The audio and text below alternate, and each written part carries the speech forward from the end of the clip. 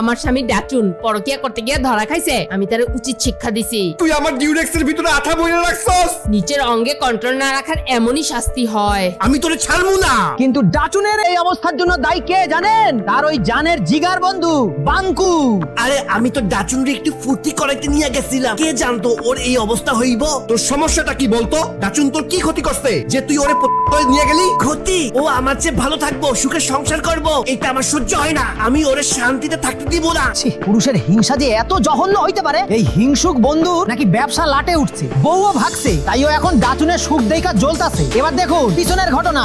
ভাই আমি বিবাহিত, আমার বউ আমারে অনেক ভালোবাসে, আমি এইসবের নাই। হঠাৎ কইরা এক সুন্দরী মেয়ে ঢুইকা পড়লো। ডাচুন তো পুরাই থতমত খায়া গেছে। আরে দোস্ত এত প্যারা নিস না, জাস্ট একটু ম্যাসাজ রিল্যাক্স কর। সারাদিন কাম করস, একটু তো ফুর্তি করতেই পারস।